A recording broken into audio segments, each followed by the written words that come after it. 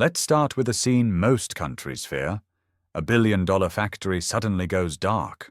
Not because of a fire, not because of bankruptcy, but because the world's most powerful economy, America, made one decision. Overnight, GM's Bright plant in Ontario, once hyped as Canada's electric revolution, is shut down. Workers walk out carrying their helmets in silence. The media calls it a disaster. Economists rush to paint Canada as weak and unprepared. It feels like a national humiliation, a small economy crushed by the United States. Another reminder that Canada, no matter how smart it plays, is always stuck in America's shadow. At least that's the story everyone thinks they're watching. But here's the twist no one sees coming. Maybe that shutdown didn't expose Canada's weakness. Maybe it exposed America's, because when GM pulled back, something unbelievable happened. Canada didn't crumble. It didn't panic. It didn't go begging for a bailout. Instead, what looked like a corporate death blow turned into the very thing that showed the United States has been hiding a fatal flaw inside its own version of capitalism. A weakness layered beneath all the loud patriotism, protectionist tariffs, and big talk leadership. You see, America builds power by force, Canada builds power by endurance, and when pressure hits, there's only one type of system that survives. So before we rush to call this a collapse, let's ask the question that will change how we view both economies forever. Was this shutdown a failure, or the moment Canada quietly outsmarted the US? Let's go deeper. Before the lights went out, Bright Drop wasn't just a factory. It was a promise. Politicians toured it like it was a trophy. Headlines celebrated it as the future. Workers felt proud not just to earn a paycheck, but to be part of something that would define Canada's next industrial chapter. This wasn't just about electric vans. It was about Canada earning its place in a new global economy. Briderop was marketed as the symbol of a cleaner, modern, innovation-driven nation.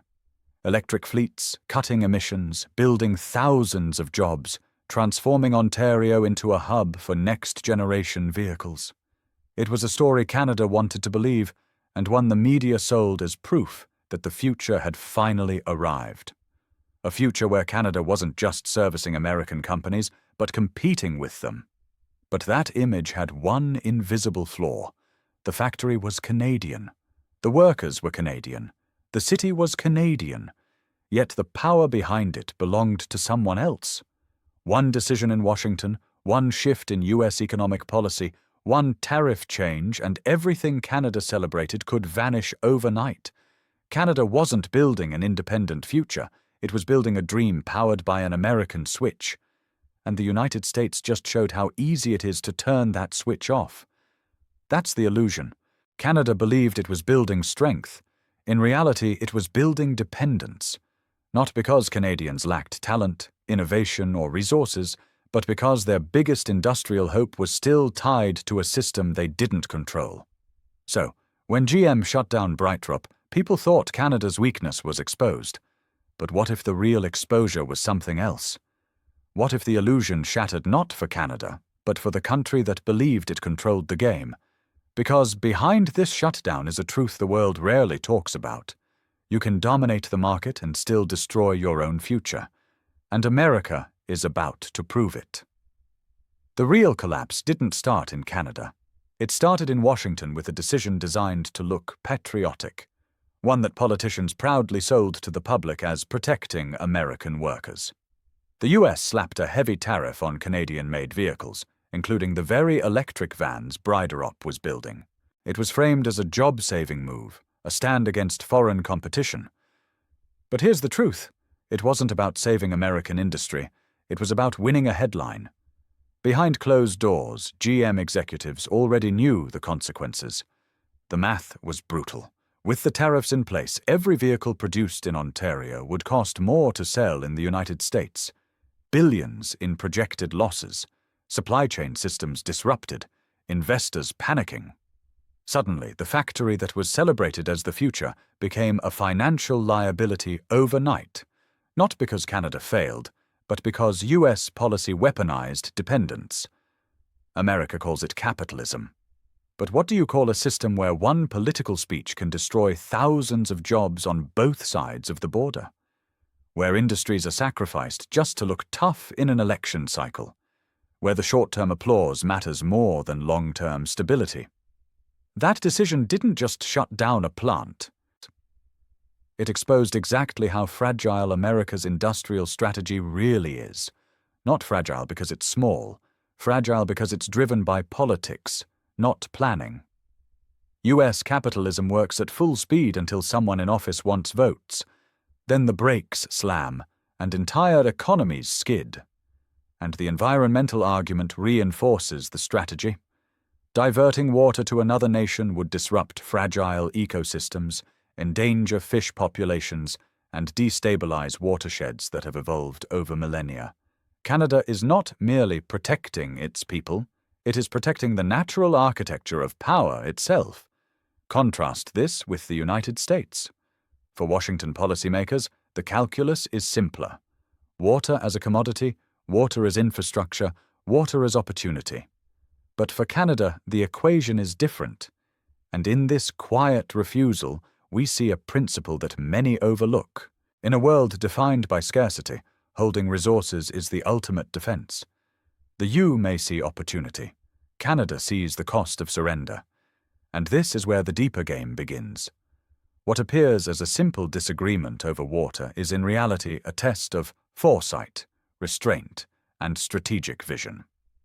For the next decades, nations will watch this standoff closely because the rules set here may define how survival itself is negotiated. From Washington's perspective, the debate seems straightforward. America is running dry, crops are failing, cities are parched, and millions face a future where access to water is no longer guaranteed. And so the logic goes, why not share what is abundant elsewhere? Why not tap into Canada's freshwater reserves and secure a lifeline for survival? To many Americans, this is common sense. It is practical, efficient, and above all, necessary.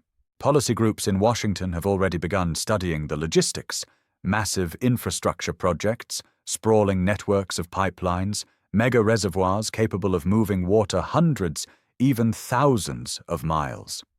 The proposals borrow heavily from the oil and gas playbook, treating water like another commodity, another asset to extract, distribute, and profit from. But here is where the illusion breaks, because what appears as practicality is also a subtle form of extraction. Once pipelines are built, contracts are signed, and corporate interests move in, water ceases to be a neutral necessity. It becomes a mechanism of influence, a lever of control. Megacorporations, investors, and private entities quietly position themselves to profit from scarcity. Every drop flowing south could carry strings attached, economic leverage, political pressure, or even future dependence. In other words, what begins as mutual benefit and GM were obsessing over producing more vehicles. Canada started doubling down on something far more powerful: battery minerals, battery plants, and battery research. That one strategic pivot turned the shutdown into a massive advantage.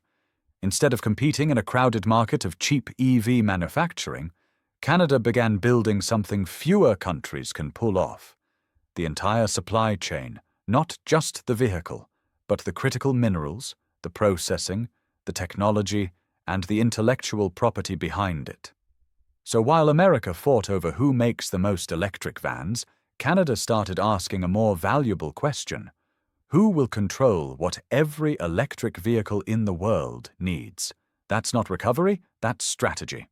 Here's where the story gets ironic. GM didn't just leave Canada for cost reasons. The company left because its American strategy is built on speed and volume. Move fast, cut corners if you have to, and flood the market before your competitors catch up. That's the US model. Produce at scale, dominate by force, burn through resources. Canada looked at the same company and said, if we're going to work together, it will be on sustainable terms. Long-term investment, stable wages, domestic supply chains, competitive innovation. To GM, that sounded expensive. To Canada, it sounded smart. And here's the twist. Both sides are building the future of electric vehicles. One is doing it through aggressive industrial muscle. The other is doing it like a chess player. In the US, GM is racing to build more vehicles faster, relying heavily on subsidies and market hype. But in Canada, GM's involvement is being redirected toward research, specialized manufacturing, and partnerships built around clean energy and long-term value.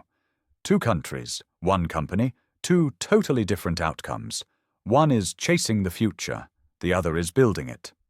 And the question that's about to shake the entire North American economy is this: which model will collapse first, and which will quietly take over? Let's move to the next piece of the puzzle. Most people believe capitalism is a game of survival of the fastest. The country that moves the quickest produces the most underprices. Everyone wins. That's the American version. But Canada plays a different game, one built on something the US system struggles with: stability. Canada doesn't try to outmuscle global giants. It builds economic shock absorbers, policies and structures designed to survive volatility instead of outrun it. While US corporations gamble on market trends and political favoritism, Canada focuses on long-term infrastructure, regulated wages, stronger worker protections, and sustainable supply chains. It's slower, it's quieter. But here's the surprising part: it doesn't break when things go wrong. Canada's strategy is like building a city on bedrock, not sand. Yes, it takes more time. Yes, it demands more planning. But when recessions hit, when industries shift, when corporations pull out, the foundation doesn't crumble. It bends, adapts, and then rebuilds. So while America's capitalism looks bigger and louder, it also collapses harder when shocks arrive. Canada's system doesn't need to rush because it's designed to endure. That's not weakness, it's the smarter version of strength. Manufacturing in America has one core philosophy: produce faster, scale harder, lower costs. But Canada never tried to compete as the cheaper country. That's why the bright shutdown didn't trigger national desperation, because Canada isn't trying to beat the US on cost. It's trying to beat it on value. Think about it. Canada doesn't chase every low-margin factory job just to brag about numbers. Instead, it directs its workforce and resources into sectors where brains matter more than bulk battery innovations, clean energy technology, robotics, advanced materials, and sustainable production methods that the rest of the world will eventually depend on. In other words, Canada isn't selling the hammer. It's designing the future of the hammer. This is where Canada quietly rewrites the narrative. A factory can shut down, and it doesn't the country. Why? Because Canada isn't obsessed with mass production. It's building intellectual production. The type of knowledge and resources other countries will have to buy, no matter where they assemble their cars. It's not made in Canada because it's cheap. It's made in Canada because the world can't move forward without it. And that shift is turning a so-called weakness into one of the biggest economic advantages in the Western world. Let's push this story to its global consequence. Ready? The Bride story isn't just a Canadian success, it's a blueprint for how smaller nations can outmaneuver giants. Look closely. Canada didn't try to compete with the United States by spending more or shouting louder. It competed by thinking smarter, planning further, and acting faster when the storm arrived. This is a lesson in asymmetric power. In a world obsessed with size, dominance, and brute force, the quiet, calculated moves of smaller states often determine who actually controls resources, technology, and influence. Canada's resilience created ripples across Asia, Europe, and even within US corporate strategies. Investors started asking, why tie ourselves to volatile policies when Canada offers stability, innovation, and foresight? Suddenly, the map of industrial trust began to shift. Asian automakers moved operations northward. European partners negotiated long-term supply deals. Even American firms looked at Canada less as a backyard and more as a benchmark. It's paradoxical, isn't it? The country often dismissed as a junior player now shapes global flows of energy, technology, and capital, not by muscle, but by design. And it all started with what the world thought was a failure, a factory shutdown. Here's a truth that almost no one wants to admit. The real collapse didn't happen in Canada. It happened in the United States. Not because of factories, tariffs, or policies alone, but because of a system that confuses power with dominance and short-term wins with long-term strategy. Canada, by contrast, turned disruption into opportunity. It proved that resilience, foresight, and strategic patience are the true currencies of modern power. Where one nation panicked, the other evolved. Where one built walls, the other built frameworks. And where one lost control over its industrial future, the other quietly claimed it. The lesson is simple yet revolutionary. In the 21st century, strength doesn't come from who can shout the loudest, print the most money, or move the fastest. Strength belongs to those who can survive shocks, learn from them, and turn them into a system that outlasts any crisis. GM's bride drop may have halted production, but it also revealed a much larger story. Survival is smarter than speed. Adaptation beats aggression, and the quiet power of a nation that plans ahead can outlast the mightiest giants. If this story changed the way you see global power, strategy, and economic resilience, don't stop here. Subscribe to Mind of Wolf, where we break down the forces shaping the world you thought you knew and reveal the strategies, the powerful hope you'll never see coming. Because the biggest revolutions don't always make headlines. Sometimes they happen quietly in the minds and systems of those prepared to outlast the storm.